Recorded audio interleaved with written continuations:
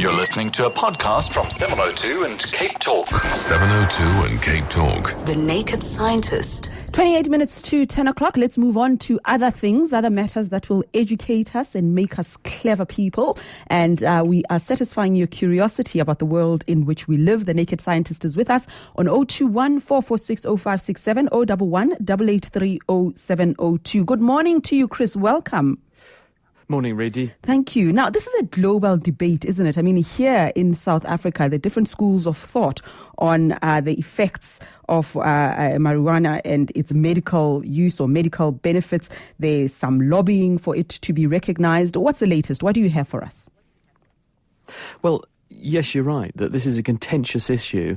On the one hand, there are people who have various conditions, including pain, people who have had strokes or have neuromuscular problems, and they say they get great relief from the use of marijuana.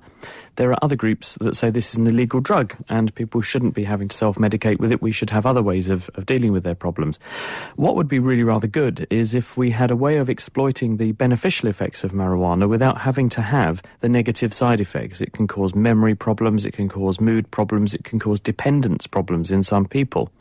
And that's really the thrust of this story, which has emerged this week. There's a group of researchers at the University of East Anglia in the UK, Peter McCormick and his colleagues, and they've published this paper in the journal PLOS ONE, where they have managed to find a way of getting just the pain-killing effects of cannabis, but without the negative side effects and the mood-altering effects. And the way they've done it is that, actually serendipitously, they discovered that when you add the active chemical in marijuana, this is a chemical called THC, or tetrahydrocannabinol, if you take this into the body, when it goes to the brain, it binds onto what are called receptors, which are docking stations for that chemical on brain cells, but it then exerts its effects through another nerve transmitter chemical called serotonin. And they have found the receptor that it uses to talk to other nerve cells downstream of this cannabis effect. And they have demonstrated that you can make a small molecule that you can inject into the brain of mice, just to prove the principle, which stops this interaction with serotonin, and they get all of the pain-killing effects, but they don't get any of the mood-altering or negative side effects. So they're saying, yes, we have demonstrated this works. Now what we could do is to begin to design a chemical that will work in the way that our test chemical does, and that means we potentially are on the road to being able to help people get benefits of marijuana and not the downsides. Okay. Our lines are open for you on 021 446 0567 011 883 0702. We are taking your SMSs as well on 31702 and 31567. Let's go to Jennifer in Fishhook. Good morning. Good morning, Reedy. Good morning, Chris. Chris, this is a scenario. Okay, we have, for example, a 60-meter swimming pool, for argument's sake, and we have two swimmers, and they both complete a length in 1 minute, right? Which means they're swimming at 1 meter per second, both of them. But one of the swimmers is really tall, is 2 meters tall, and the other swimmer is 1.5 meters tall. So the one swimmer is kind of doing, kind of like 20 body lengths, and the other one is doing 30 body lengths.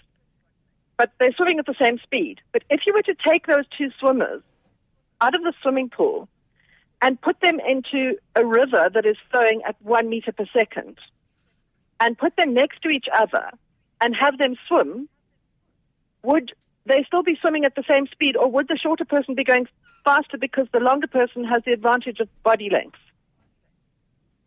Right, yeah, interesting question. Relative to the bottom of the swimming pool, regardless of how long they are both swimming along at the same speed. That's what our measurements have shown. Now, the difference between the swimming pool, where the water is static, pretty much, and the river is that the river is flowing. The flowing water exerts an effect on the person by exerting drag. In other words, the interaction between the water and the surface of the person applies a force onto the person in the direction the river is flowing, holding them back. The surface area that the person has in contact with the flowing water is going to be the decider as to how much drag they feel. Something very big is going to feel more drag because it's in contact with more moving water going the other way than something much smaller. So I would predict that the longer person is going to feel more drag, more resistance through the water, and therefore they're going to have a harder time moving fast through the water than the shorter person. Now, the area that's interesting here is the boat analogy, because the top speed of a boat is the square root of the length of the hull, I'm thinking feet, and that's the speed in knots, the maximum speed that it can do. So a longer boat will travel faster through water when it's powered than a shorter one. But at the same time, the drag forces are still going to be there, and so a long boat's going to feel a drag in the same way that your shorter person is. So I think the shorter swimmer will probably come off better in the flowing river. Thank you. It was a very interesting question. The water length line or just the drag? Because I kind of seem to think that it's because of the water length. I think because the person has more skin in contact with the water and therefore more drag. Okay. Thanks, Thank Jennifer. you. I can see she thought very hard about this. Thank you. John, Gerard and Ernest, I see you. Coming to you in a moment. 702 and Cape Talk. The Naked Scientist. And we're taking your calls on 021 446 0567 or 11 883 0702. Gerard in Durbanville, good morning. Good morning, Rudy. Morning, Chris. Chris, with this refugee situation developing on the border of Haiti, tell me, why is the cholera virus so difficult to kill and get rid of? Why is cholera difficult to Good morning. kill? Yep. Well, cholera is actually not a virus, but it's a microbacteria. I'll try that again. Cholera is a microbe. It's a bacterium. And this bacterium, in fact, lives in the sea.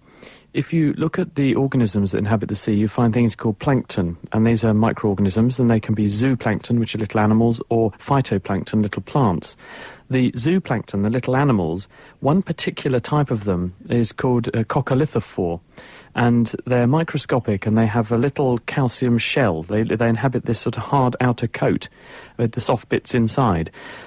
In those organisms, they have a little intestine, and living in their intestines are Vibrio cholerae, which are the bugs which cause cholera. How does that account for cholera? Well, whenever there is flooding, you get incursion of seawater and these organisms into water on land. When they get into water, they get into the drinking water.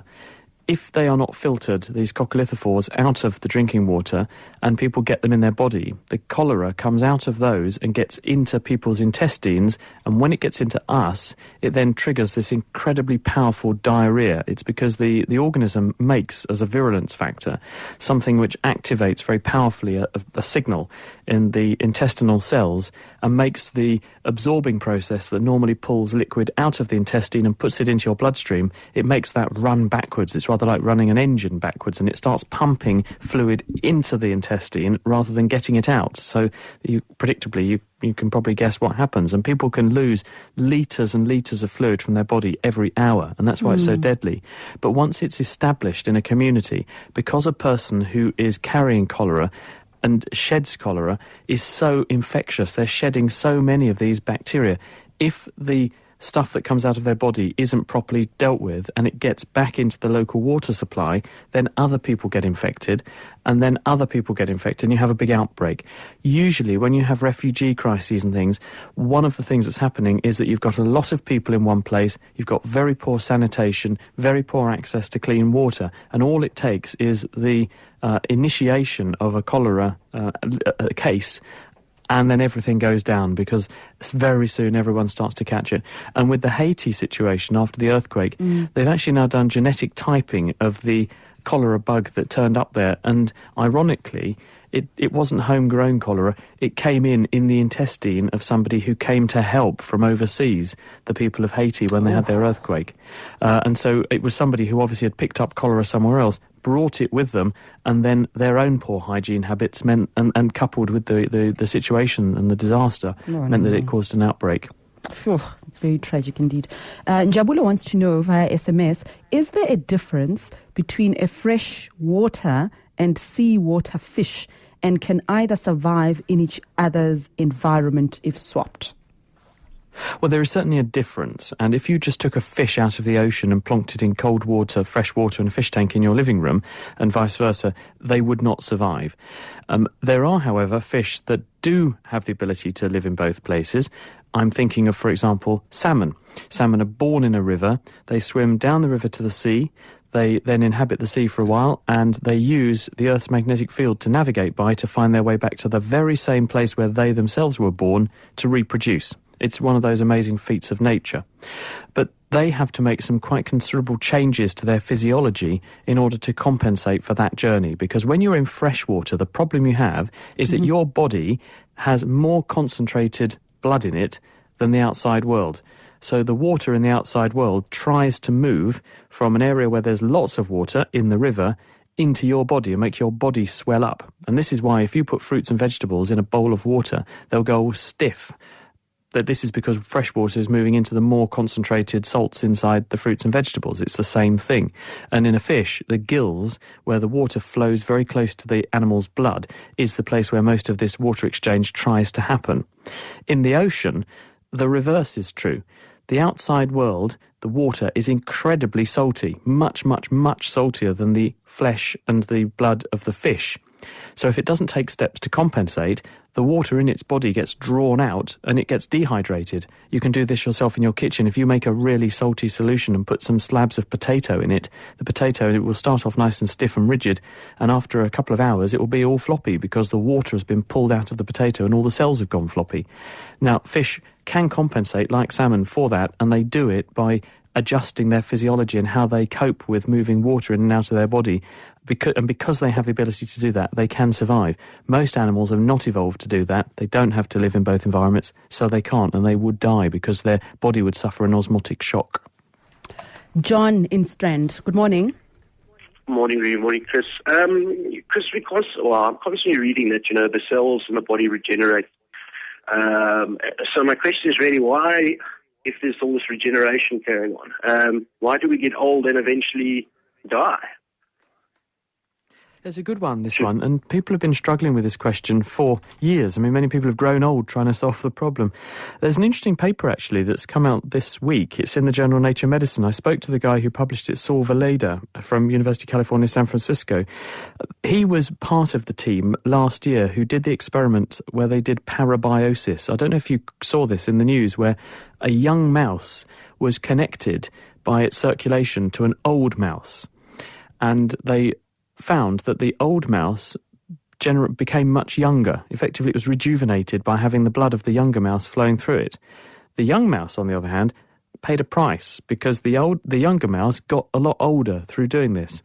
In this new paper this week, they've actually homed in on one of the chemicals that seems to be involved in doing this, and it's a chemical called beta-2 microglobulin, or B2M. And this is an important part of our immune system. It's how we fight off foreign infections, but it also has a role to play in tissues and tissue regeneration. And in their experiments, they added this to the blood of mice, and they were able to show that the stem cells that regenerate various tissues, including the brain, when you increase the level of this stuff, either in the brain or in the blood, stem cells stop dividing and aging is accelerated. The good news is that when they removed this stuff from the body, aging was slowed down. So it looks like it's perhaps a necessary evil that we have various chemicals that help to control how our tissues behave, and when they're there in youth, they keep our tissues in check. As we get older, when we could do with a bit more stem cell action to offset some of the damage and deleterious effects of our daily life, unfortunately, these sort of breaks on how our cells and tissues work accelerate the aging process. We don't know why we age yet, but this is certainly one insight into how we might be able to slow the process down. Thank you very much, John. Fascinating question. And speaking of aging and growth, is it Hein in Pretoria? You've got a question about growth hormones. Yes, hi there, Chris. Okay, I'm going to speak quite fast. There are two hormone peptides that I'm interested in. It's called GHRP6 and GHRP2, hexamelin, and CJC1295. Now, those are amino acids, according to what I've read, but they bind to the natural growth hormone in the pituitary gland of humans and, I presume, rats and all those type of things. Now, what I want to know, is it worth using rather the peptides than the growth hormone itself? Because what I read is you get a lot less side effects from the peptides than you do from natural, or not natural, from synthetic growth hormone use. But are the effects the same? And is it really worth using it? Right. Well, first of all, what is growth hormone? Well, growth hormone is a chemical which is made by your pituitary gland, made by your anterior pituitary gland, in response to a trigger which comes from your brain, the hypothalamus, and it's absolutely critical for life. People who lack growth hormone can end up very, very unwell. People who have a lack of growth hormone don't grow properly as kiddies, and when they're older, they can end up with their various tissues not working as well as they should.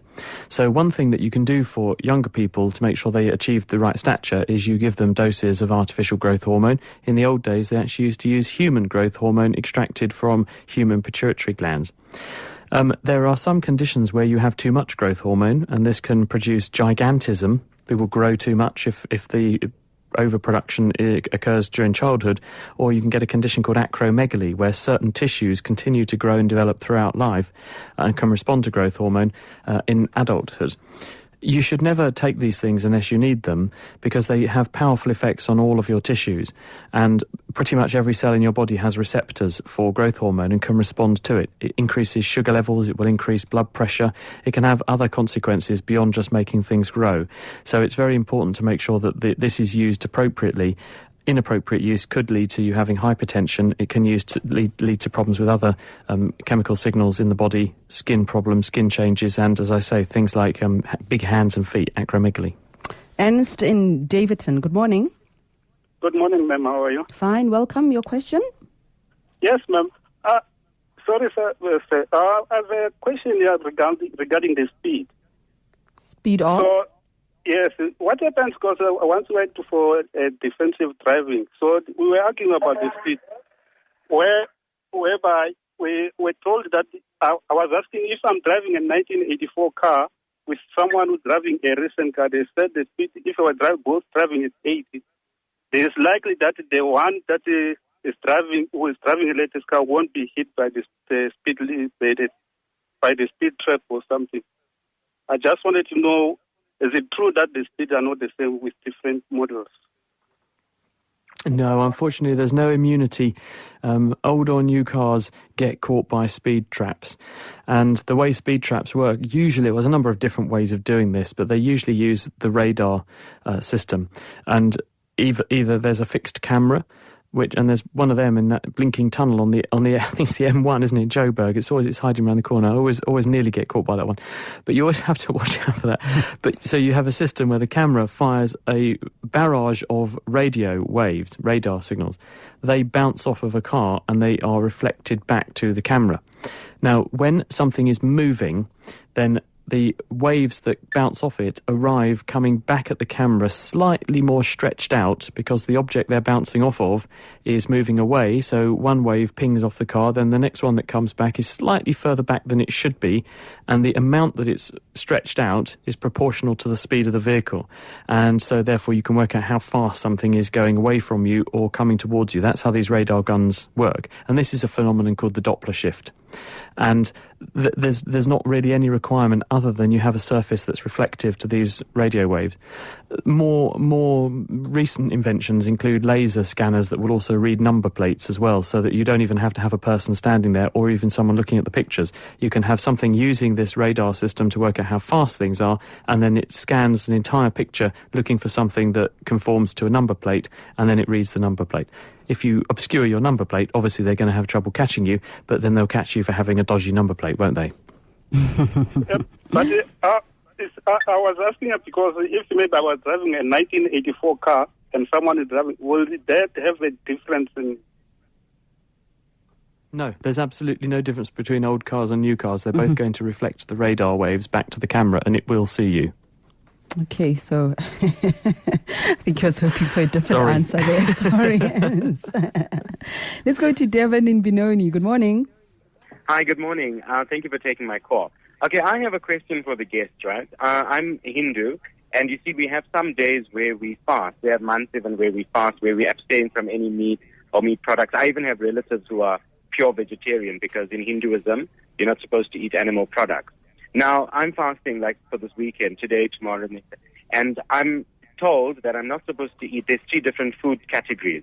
Like, for example, garlic will make you angry or aggravate you, and bulbs. And I think this is ancient tradition. So I'm trying to figure out now. And milk's supposed to make you more conducive to meditation.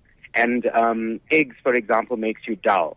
So, like, I'm not eating eggs for, like, today or any meat products for the next, because apparently so you're really that's dull. cheerful then, because you're not having any eggs. Sorry?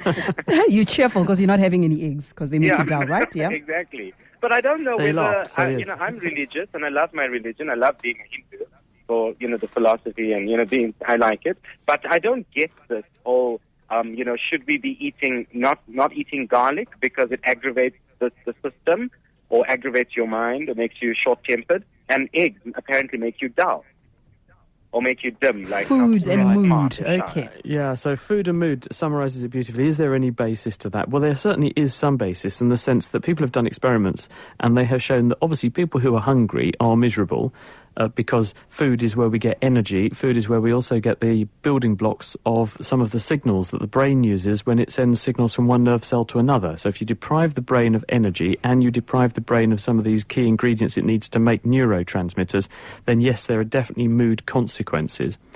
Can we reinforce our mood positively in other ways? Yes, you can do that too. Anyone who's a caffeine freak like me and cannot function in the morning without a decent cup of coffee, I know you're one of them, Reedy, then we know only too well the mood-enhancing effects of things that we eat and drink, because caffeine is a very, very powerful neurostimulant. It increases the level of various neurotransmitters, and it also increases the level of adrenaline circulating in your bloodstream, so it has a pepping up effect. Chocolate contains a lot of sugar. It contains a serotonin-like agent, which is a feel-good hormone in the brain, and also contains theobromine, which is another stimulant. Very bad for dogs. You can poison your dog with a single bar of chocolate. But for humans, we're not susceptible to it, and it has a mood-boosting effect. So, yes, there are certainly plants, there are certainly things in the environment that have mood-altering effects and will affect your behaviour. Taken to the extreme as to whether you could generalise and say eggs do this, steak does that, and chili does this, probably less well-founded on evidence, but certainly it's based on a principle that's true. I have a long email here, but I think what this person is asking is, if you are a bodybuilder, you've got these massive, bulky muscles, and you're hit by a bullet, does the bullet have the same effect as it would have on somebody who's not as muscular? Well, we did an experiment on The Naked Scientist because we got this email from somebody who said, how fat would I have to be to stop a bullet with my beer gut? And so we actually did the experiment. We went to the Cavendish Laboratory at Cambridge University and we made a big long tube of gelatin, because gelatin is very analogous to body flab. So you can use gelatin instead of having to shoot a real person. You just shoot a tube of gelatin. We took pictures at thousands of frames a second of the bullet going through the gelatin, so we could work out how much or by how much each unit length of gelatin slows down the path of the bullet, so we could extrapolate that to how flabby someone would have to be to stop a bullet. And what we found in our experiment is that you could stop a bullet from a Kalashnikov fired at close range if you had a beer belly which was 80 centimetres of fat out in front of you. So the reality is that most people would be dead from cholesterol poisoning a very long time before they got anywhere near a bullet. So if you need that much flab, you will not really be much protected by having a more muscular body from a bullet than someone who is less muscular. Most of the damage done by a bullet coming in isn't that it hits you, it's the huge pressure wave that hits you. The bullet's a tiny object, yes, but it's going incredibly fast, so it has massive momentum. When it hits your body, it imparts all that energy to your tissues, and a shock wave goes through your tissues, ripping tissues to pieces, and that's why the exit wound is always a lot bigger than the entry wound, and it's that shock wave that can damage tissues so severely, and therefore I don't think being really muscular is going to be a very good defence against something that just has that much energy, to be honest. Thank you, Chris. Well, we'll see you again next week. I'm looking forward to it already. Thanks, Reedy. Bye-bye. Thank you very much. Thank you. And we are going to podcast this conversation with The Naked Scientist, of course. When we return, though, speaking of next week, I'm going to give you details about the event that we're hosting here with Dr. Eve. We really want you to come through.